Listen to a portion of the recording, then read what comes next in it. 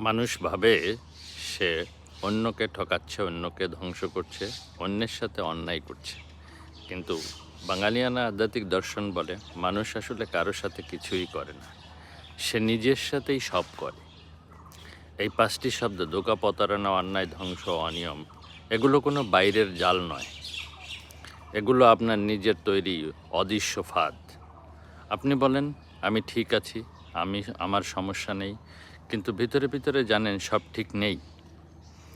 এই যে নিজের সত্যকে ঢেকে রাখা, এটাই সবচেয়ে বড় ধোঁকা।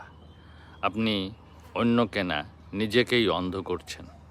প্রতারণা প্রতারণা শুধু টাকা বা সম্পর্কের না, সবচেয়ে বড় প্রতারণা হলো নিজের সময় নষ্ট করা, নিজের ক্ষমতা অপচয় করা, নিজের দায়িত্ব এড়িয়ে চলা। আপনি জানেন আপনি কি করতে পারেন, তবুও করেন না। তাহলে বলুন আপনি কাকে ঠকাচ্ছেন? অন্যায় মানে শুধু অন্যের ক্ষতি না, অন্যায় মানে নিজের সত্যকে অস্বীকার করা। আপনি জানেন কোনটা সঠিক, তবুও ভুল পথ বেছে নেন। এটাই আত্মার বিরুদ্ধে বিদ্রোহ। বাঙালিয়ানা দর্শন বলে যে নিজেকে সত্যের বিরুদ্ধে যায় সে কখনো শান্তি পায় না। ধ্বংস একদিনে হয় না, এটা ধীরে ধীরে হয়। প্রতিদিন একটু অলসতা, প্রতিদিন একটু ভয়, প্রতিদিন একটু অজুহাত। এই ছোট ছোট জিনিসগুলা একসময় আপনার স্বপ্ন, আপনার শক্তি সব কিছু ধ্বংস করে দেয়। অনিয়ম শুধু রুটিন ভাঙা না, এটা আপনার জীবনকে দিশাহীন করে দেয়। কোনো লক্ষ্য নেই, কোনো শৃঙ্খলা নেই, কোনো স্থিরতা নেই। তখন আপনি চলছেন, কিন্তু কোথায় যাচ্ছেন জানেন না।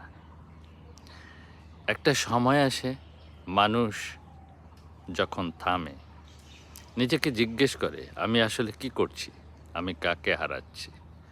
আর তখন সে বুঝতে পারে সে কখনো অন্যকে হারায় নেই, সে নিজেকেই হারিয়েছে।